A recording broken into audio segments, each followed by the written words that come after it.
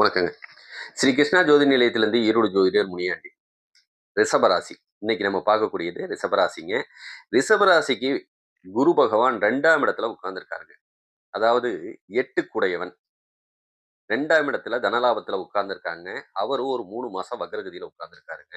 இந்த வக்ரகதியில இருந்தாங்கன்னா தனலாபம் கொஞ்சம் பாதிக்கப்படும். தொழில்ல முடக்கத்த கொஞ்சம் குடுக்கும். சில சமயம் வண்டி வாகனத்துல விபத்த குடுக்கும். கொஞ்சம் கவனமா போய்க்கங்க வந்துக்கங்க. அடுத்த 3 மாசம் கொஞ்சம் நல்லா இருக்குங்க. வைகாசி 18ஆம் தேதி வரைக்கும். அதுக்கப்புறம் பார்த்தீங்கன்னா, ஒரு 6 மாசம். அவர் உச்ச பலனுக்கு போறாரு. எடுக்கிற முயற்சி வெற்றிய குடுக்கும். ஜெயிக்கக்கூடிய அமைப்பு. அது 6 மாசம் இல்ல. அதுக்கப்புறம் 1 வருஷம். ஏன்னா குரு உச்சமாகி உட்கார்ந்துருக்காங்க. ஜெயிக்கக்கூடிய அமைப்ப குடுக்கும். ஆனா, அதுலயும் கடன், நோய், வம்பு வழக்கு பிரச்சனைய கொஞ்சம் குடுக்குங்க. கொஞ்சம் கவனமா இருங்க. சில சமயத்துல சொந்தக்கார உறவுகள்ல ரத்த உறவுகள் கொஞ்சம் பாதிக்கப்படக்கூடிய அமைப்போ, ஆஸ்பத்திரிக்கு விரயம் பண்ணக்கூடிய அமைப்பும் உண்டு. 4ஆம் இடத்துல கேது இருந்ததுன்னா, சுகபோகமும் கொஞ்சம் பாதிக்கப்படும். சரிங்களா? உடல்நலம் பாதிக்கப்படலாம். அம்மாவுக்கு ஆஸ்பத்திரி விரயத்த குடுக்கலாங்க. கொஞ்சம் கவனமா இருங்க. உங்களோட சுகபோகமும் கெடும், தாம்பத்தியம் கெடும், கணவன் மனைவிக்கு இடையில இருக்கிற ஒற்றுமை கெடுங்க. நிலபுலன்கள் சம்பந்தப்பட்ட பிரச்சனைகளையும் கொஞ்சம் அனுபவிப்பீங்க அப்படிங்கிறதையும் நம்ம புரிஞ்சுக்கணும்.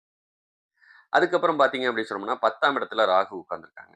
10ல ராகு ஒரு பாம்பாவது, பாவியாவது உட்காரலாம். தொழில் பெருக்கத்த இது குடுக்கும். ஆனா, அதையும் நம்பி யாரையாவது நம்பி பணத்த குடுத்தீங்கன்னா, அதுலயும் விரயத்த குடுக்கக்கூடிய அமைப்பு வந்து சேரும் அப்படிங்கிறத புரிஞ்சுக்கணும். அதுக்கப்புறம் 11ஆம் இடத்துல பார்த்தீங்க அப்படின்னு சொன்னோம்னா, சனி பகவான் இருக்காருங்க.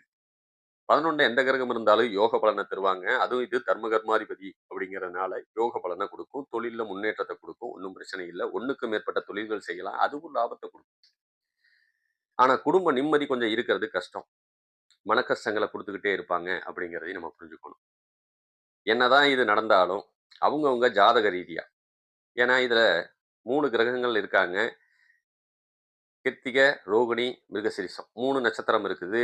அந்த 3 நட்சத்திரமும் நடக்கிற தசாபுத்தியப்படி உங்களுக்கு 75% பலன அவங்க தான் குடுப்பாங்க. கோச்சாரங்கிறது வெறும் 10% தாங்க.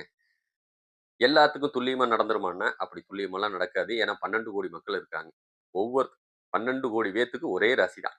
அப்படிங்கிறத நம்ம புரிஞ்சுக்கணும். அதுக்கு ஏத்த மாரி தான் செயல்பாடு இருக்கும். 12,00,00,000 பேத்துக்கு ஒரே மாரி நடக்குமான்னா, அப்படிலாம் நடக்காது. உங்க தசாபுத்தி 75% அதுதான் பேசும். மத்தபடி நீங்க கவலைப்பட வேண்டியதில்ல. இதோட பலன்கள் அவங்களுக்கெல்லாம் மாறக்கூடிய அமைப்புல தான் இருக்கும். அவங்களோட தசாபுத்திய பொறுத்து. மேலும் உங்களுக்கு தகவல் வேணும்னா முழு வீடியோவும் போட்டிருக்கோம். அதையும் போய் பாருங்க. மிக்க நன்றி. வாழ்க வளமுடன். வணக்கம்.